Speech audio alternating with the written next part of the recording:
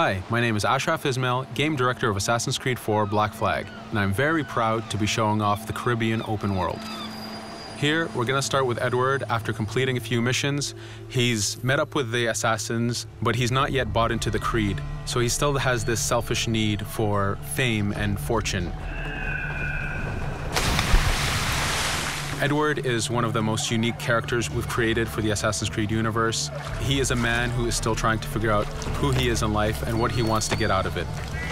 At this point in the story, he still wants that fame, so one way to get it is to complete these assassination contracts. This is a way to make money and to gain a bit of notoriety. So here we go. We have 2 targets to take out, 2 Templar brothers. So we're going to accept the contract, and the world map is going to show us where this contract takes place. So we see here that the contract is actually very close to us. It starts in the village we're in, but as we zoom out, we want to show you the world that we have. Many locations, over 50 locations, centered by Cuba, the Bahamas, and Florida up north. This is a massive world. There's a lot to find and do in this Caribbean Sea. But now we'll get back to the Fisherman Village and go after our targets. The Fisherman Village, it's one type of location in this world. It's really here as a convenience to the player. This is where you can start missions, where you can shop to upgrade Edward and the Jackdaw itself. It's really about the mood and the ambiance of the Caribbean Sea. In the distance, we have a tavern that we're approaching. Taverns are places where you can hire crew, play mini games, drink if you wish. But for now, we're going to focus on the targets and take them out.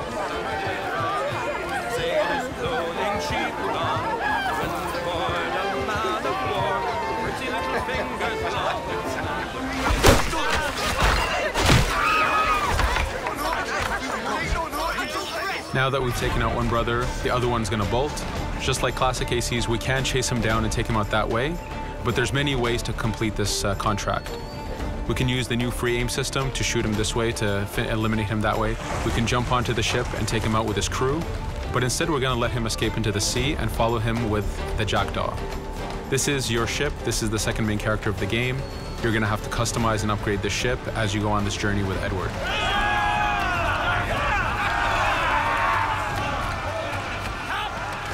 We've seamlessly gone from a ground chase right into a naval chase.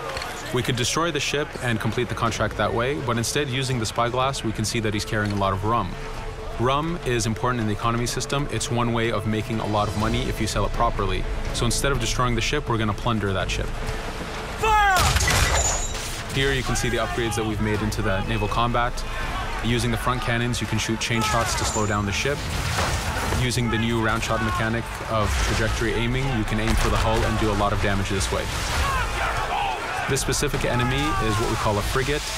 Frigates are the type of ships that you need to destroy as fast as you can, because the longer the fight lasts, the more damage they're capable of doing. We have other enemy types like the Charger or the Man of War. The Man of War is a massive ship capable of carrying over 100 cannons. These are ships that you really need to upgrade to be able to face. But now that this frigate has been demasted, we can start the boarding. Boarding, it's very important. You are a pirate. This is how you gain cargo. This is how you take on ships. So here we can start the boarding from any orientation or angle we wish. The distance even matters. If you get too close, the 2 crews will just jump right into each other. If you start a bit further, you can jump in the water and go in for a sneak stealth attack. We have 2 objectives to accomplish for this boarding. We can take out the captain, and we need to take out some of his crew. So using the swivel gun, we will efficiently take out a lot of the crew. And now we'll go for the captain using Edward's navigation abilities. Here, again, using the new free aim system, we have a dangerous enemy on the other side taking out our crew. We can easily take him out with a headshot. So what we see here is that 2 ships have come together to create this 3D environment where, using your assassin abilities to navigate, to be stealthy, you can take the advantage and get the kill by surprise. Now that we've taken out the captain, we still need to take out a few of the crew members to complete this boarding.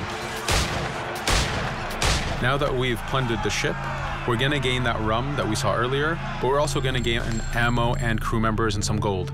With every boarding, there's 3 options that you can do with that ship. You can gain crew members, you can send the ship to your fleet if you wish, or you can salvage a ship to repair the Jackdaw if you took too much damage in the fight. In this case, since we did well, we're going to send the ship to our fleet. Now that we're back in the Caribbean Sea, we needed to make sure that every minute something is being advertised to the player, something new for the player to do. In this case, we have this uncharted location. These are what we call playas. We have over 75 of these in the Caribbean world.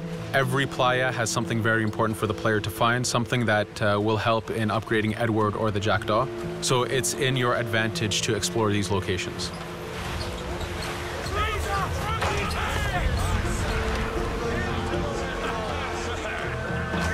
Again, for us, seamlessness is very important.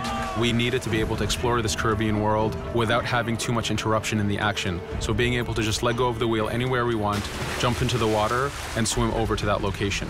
This is very important for the mood and the immersiveness of this Caribbean open world. Here, as we get on the playa, in the distance we can see that there's a faction battle, but closer to us we can see that there's this poor drunken sailor who's passed away. But being a pirate, of course, we're going to loot his body and see what he has for us.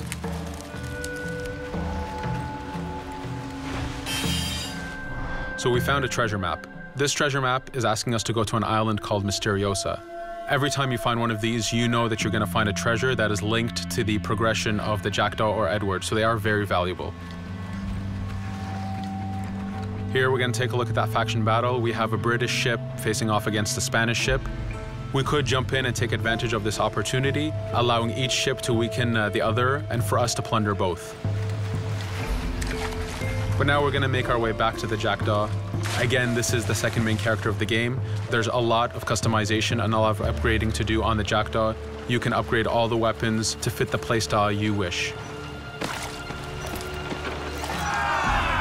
Now, as we get onto the Jackdaw, we can see that the crew is cheering for us. Edward has a really close relationship with his first mate, Adewale, standing right there, and with his crew. And this is something that you'll see later in the demo, that we can lose and gain crew members. Again, using the spyglass, we can really see the contents of a ship, but you can also assess the danger and threat level of these ships. But for now, we're going to continue to Misteriosa to find that treasure. Here we've crossed into a harpooning zone. The harpooning system is connected to the hunting system, which is used for upgrading Edward himself. So you can upgrade the number of weapons he carries, the ammo that you can carry, and even his health. But for now, we've moved past that zone and we've got into a storm. Storms are very dangerous. If you're not careful, if you don't know how to navigate a storm, you will take damage to your ship and you will lose crew members. In the distance, we can see a water spout. This is a tornado in the ocean. These are very dangerous. They can suck you in, and when they do, they tear the ship apart and take out your crew. Here we can see its effect on a ship. This poor ship got sucked in and got destroyed. Storms are very dangerous, but we wanted the player to take advantage of this. When you've mastered a storm, when you know how these systems work, you can pull enemies into a storm and let the storm do damage for you. So there is a strategic element to using a storm in the world.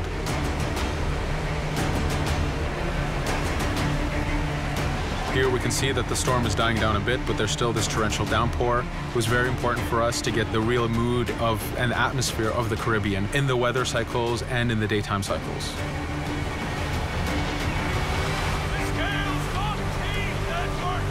But here, since we've survived the storm, did pretty well, let's order our crew to sing.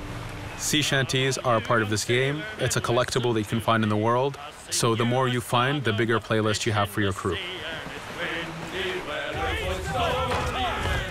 But for now, we've made it to Misteriosa. So again, we're going to seamlessly get off our ship and explore this location. Misteriosa is a Mayan ruin. Mayan ruins are heavy with stealth and navigation capacities. There's a lot of treasures and hidden discoveries to be found in these locations.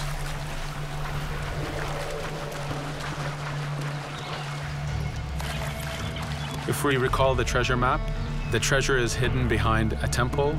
So just by quickly looking around, we can see that temple looks about right. So that's our objective. We'll head there.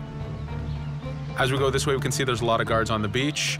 We could go in and fight them if we wish to, but to show off that this is a mini open world, we're going to try to find a different route to get to our objective. Here, we've seen a guard. We don't want to alert him, and we don't want to alert the guards on the beach, so we're going to use our stealth ability to take him out silently.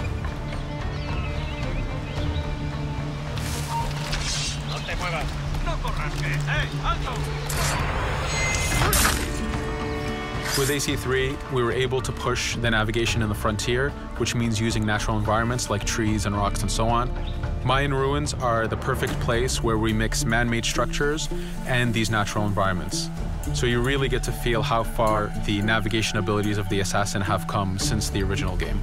In the distance there, we can see another part of the island being blocked off by a patrol of guards. We're going to avoid it for now and go for that treasure.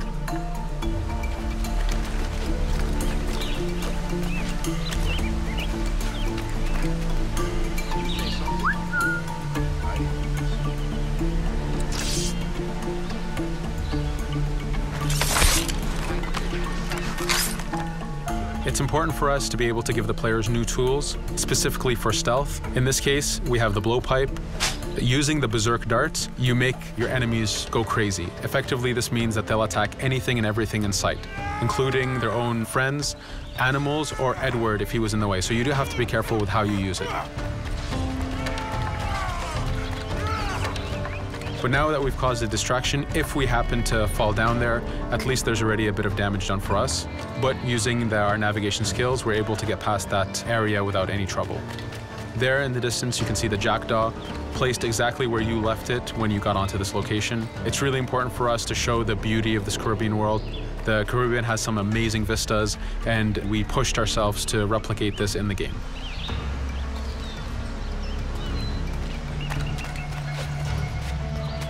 As we continue forward, we can see in the distance there's a couple prisoners that are taken hostage.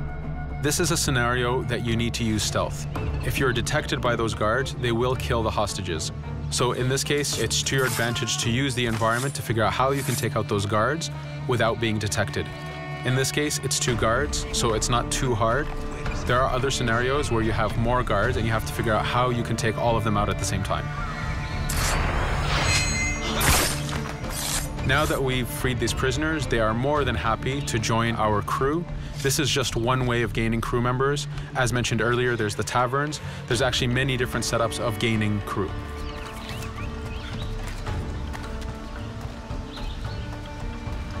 Here, we're going to go back to the treasure map. We can see that the treasure is actually behind the temple near a fountain. So if we just look around, we can see that it's around here.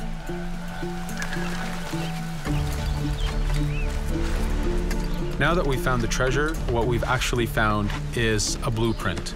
Blueprints are incredibly valuable for the upgrading of the jackdaw. This is how you can upgrade the biggest and most devastating upgrades of the ship. So here we're approaching a reach high point. Just like classic ACs, synchronizing with a reach high point reveals the contents of a location and the map itself. But as an added feature, because this game world is so huge, there are many different locations, this also becomes a fast travel point. So now you can, by synchronizing, now you can come back here anytime you wish to collect those treasures that we passed up a bit earlier. Here we've reached the end of the demo. This was a tease of the open world that we have. We're very excited to be able to show off this game and to let you play it very soon. Thank you for joining us.